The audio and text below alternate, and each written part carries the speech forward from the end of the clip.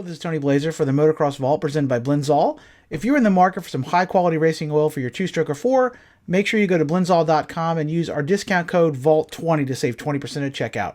Thank you for all the support. Hi, this is Doug Dubach. Welcome to the Motocross Vault.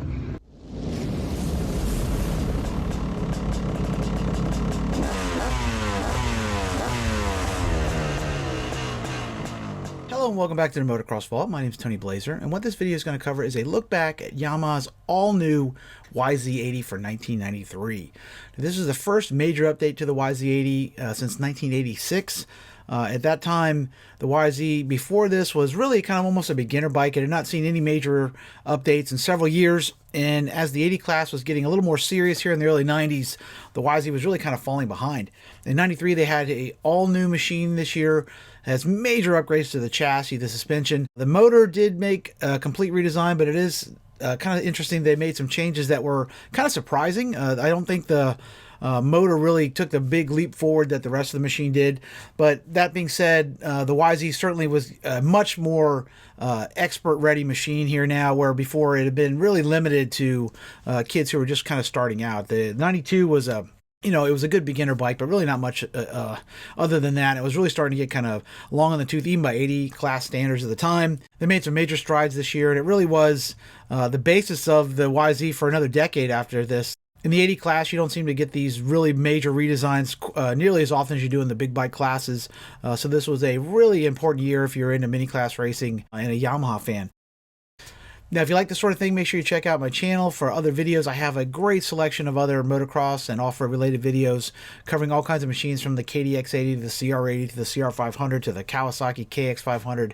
I've done all kinds of retrospects on many different machines, including a history of motocross video that I'm very proud of as well. If you'd like to support what I do here at the Motocross Vault, I do have Motocross Vault merch available. I have an all-new design I just put on my Teespring store based on the 1987 Honda CR250 somebody asked me to do. One of my all-time favorite machines, certainly one of the most iconic machines of the 80s.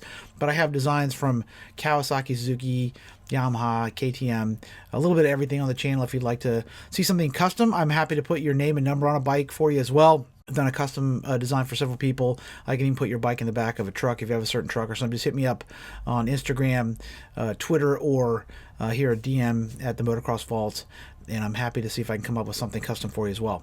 So here, without further ado, is a look back at Yamaha's all-new 1993 YZ80. The Mini class has always been an interesting one.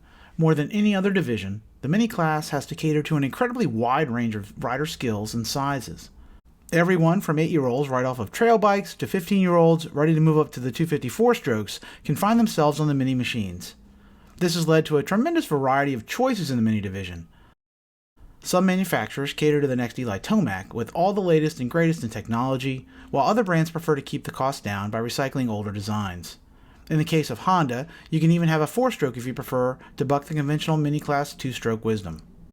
Just as today, the Mini class of 1992 was a mix of old and new designs. Kawasaki's KX80 was all new in 1991, but the rest of the 80cc class could trace their roots back to the mid-80s. In the case of Yamaha's YZ80, its design had not changed in any significant way since its introduction in 1986. All new that season, the YZ80 slotted in as a mid-sized machine with solid and easy-to-use power. It was smaller overall than the Suzuki and Honda, but on par with the Kawasaki's dimensions. Novice riders loved its chunky low end, but fast guys preferred the blistering mid-range blast of the Honda CR80. Over the next 6 years, the Mini class ideal shifted as the chassis grew and horsepower increased. In 1989, Suzuki upended the power band hierarchy with the introduction of their power valve-equipped RM80. The RM's all-new automatic exhaust timing-controlled case reed mill combined power band flexibility and high horsepower in an unbeatable motor package.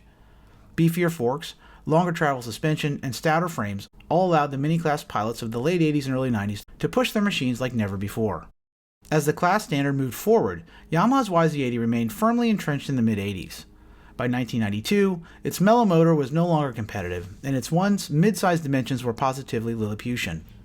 Its small chassis, short suspension, and low horsepower made it a decent beginner machine, but for anyone with greater skill and aspirations, it was too outdated to be competitive. In 1993, Yamaha introduced its first all-new Mini in nearly a decade. Redesigned from the ground up, The 93 YZ80 was easily the most radical reimagining of Yamaha's mini-class platform since liquid cooling was added in 1982. The new chassis was larger overall, with stronger tubing throughout. A new removable subframe aided shock maintenance, and a larger airbox offered improved breathing. A new swing arm was longer and stronger, and both the seat height and ground clearance were increased to better accommodate a wider range of riders. Larger foot pegs improved comfort and control, and all new bodywork offered a slimmer and sleeker profile than in 1992.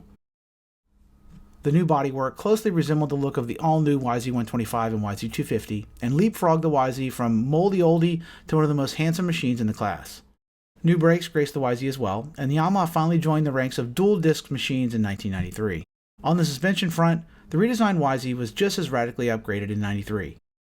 All new 36mm forks moved from a conventional to an inverted design and offered almost a full inch more travel than in 1992. Internally, a new cartridge system improved damping, but the forks continued to lack the external adjustability of their larger siblings. In 1993, none of the other machines in the 80cc division offered the advantage of a cartridge damping system aside from Kawasaki's class-busting KX80 big wheel. In the rear, a redesigned Motocross linkage and Kyb Shock also offered an inch more travel and full adjustments for both compression and rebound damping. With the motor design, Yamaha chose to go to an interesting mix of old and new technology in 1993. The redesigned 82.9cc mill moved to a case redesign, but for 93 it continued to lack any sort of variable exhaust valve to broaden its power band. This certainly kept costs down, but it meant that it would be more difficult for Yamaha's engineers to develop the sort of broad power band that made the RM80's mill such a hit. While the cylinder lacked a power valve, it offered a tough ceramic composite liner that enhanced its heat dispensation and durability. Improved reliability came through the use of a larger wrist pin and beefed up main bearings for the crank and a redesigned piston. Mixing duties continued to be handled by McCuney's proven 26mm round slide VM26SS carburetor, but an all-new reed valve and airbox promised improved flow characteristics for increased power. On the exhaust side, an all-new lowboy expansion chamber lowered the center of gravity and improved ergonomics, while a Sano alloy silencer improved looks and took some of the bite out of the previous raspy YZ exhaust. In the bottom end, the redesigned YZ mill offered an all-new transmission and beefed-up clutch for increased durability. The ratios for first through third gears were lowered, while fourth, fifth, and sixth gears were raised slightly. This was done to help the YZ feel snappier out of turns while still maintaining solid top-end performance. On the track, the YZ80 was completely transformed in 1993. The new chassis was incredibly stout, and the YZ could be charged into obstacles that would have had the old machine bottoming and floundering. The revamped ergonomics made the bike much easier to move around on, and the machine no longer felt like a toy to those over 5'3". The strong frame, flex-free forks, and excellent geometry allowed the YZ to stick like glue in the turns and remain rock solid at speed. It was a great do-it-all chassis that allowed skilled riders to push the machine to its limits without fear of getting out of shape or it doing anything unexpected. Like the chassis, the suspension on the YZ was on a whole different level in 1993. The brawny inverted cartridge forks allowed fast kids to charge into steep jump faces and slam into whoops like a pint-sized Damon Bradshaw, and the well-sorted Kyb Shock gobbled up terrain like Cookie Monster on a chocolate chip bender. Really big jumps could bottom the forks, but they reacted well when pushed and did a good job of keeping the clank out of any major sky shots. Without any means of external adjustment, it was up to oil level, spring rate, and viscosity changes if you wanted to fine-tune their action. Thankfully, they worked well for most serious mini pilots in stock form. Heavier, faster riders would have benefited from stiffer springs up front, but the overall suspension package was rated the best in the 1993 mini class. On the motor front, however, the all-new YZ's fortunes became much more murky. The new motor pumped out tons of power, but it did so in a fashion that was far harder to use than its more novice-friendly predecessor. The new case reed motor was sluggish down low, with very little torque available below the mid-range. Once it was on the pipe, the YZ did pull strongly with a solid mid-range burst and a decent top-end hook. Once it was into the meat of its power, the Yamaha was as fast as anything in the class, but that burst was rather short-lived. The new power band pulled much farther than previous YZ80s, but it still signed off below true rev rockets like Honda's CR80. To make the most of the YZ's mid and up burst motor, you had to keep it right on the bubble and time your shifts perfectly. Unfortunately, however, this was far from an easy task. The new transmission proved just as notchy as previous Yamaha efforts had been, and the YZ continued to offer the worst shifting performance in the class. Power shifting the little YZ was virtually impossible, and the white and purple Mini demanded you feed in some clutch and back off the throttle slightly to properly engage the next cog under power. This made its already difficult power band even trickier to use. For experts, the stubborn shifting was an annoyance, but most of them can make the YZ's mid and up power band work. For slower riders, however, the YZ's peaky motor and cranky transmission could be a real hindrance. The Yamaha was certainly faster than in the past, and it was more potent than Kawasaki's KX80. It pulled farther on top than the RM, but was much harder to ride. The Honda still had everyone else covered on top despite its 8-year-old design. It was blisteringly fast at high RPM, but like the Yamaha, it lacked the low-end grunt of the power-valved RM. Overall, it was a much more competitive power package if you had the talent to keep its tiny motor percolating. On the detailing front, the YZ was excellent with only a few caveats in 1993. The graphics looked great, the ergonomics were excellent, particularly for larger kids, the brakes were powerful, and the motor was bulletproof.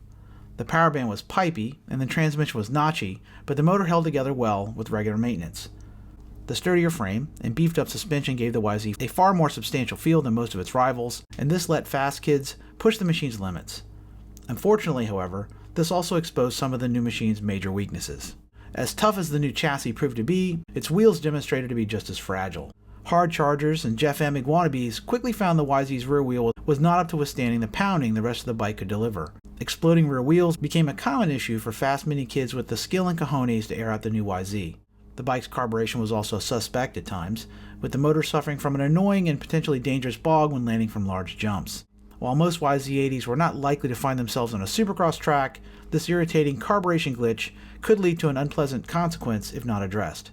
Aside from these two issues, however, the YZ was amazingly well sorted for an all-new design. Overall, the 1993 YZ80 turned out to be a huge step forward for Yamaha's mini-class aspirations. After 6 years of being the class whipping boy, Yamaha came out swinging in 1993 with a machine that leapfrogged the YZ to the front of the pack. Larger, faster, and more export-oriented, the all-new YZ offered kids with the size and talent to make use of its potential the perfect platform for motocross stardom. With its narrow power band and larger size, the Yamaha was no longer a good fit for beginners, but if you had the drive to be the next beast from the East, it had the right stuff to make that a reality. So there you have it. That's a look back at the all-new 1993 Yamaha YZ80, a machine that was an important step forward for Yamaha's mini-class offerings. Definitely a big improvement in pretty much every way over the previous design. It certainly wasn't a perfect machine. They had some reliability issues and the motor was difficult to ride, but in terms of performance potential, it was a big leap forward for Yamaha in the 80 class. You had basically Kawasaki all new the year before. Honda would come on with an all new bike in 1996. And the RM would really, heck, I think the RM is basically still the same basic machine it was here from 1989 on. Even the current one isn't a whole lot different other than some bodywork changes. But, things move a little bit slower than the 80 class. Sometimes they don't move at all.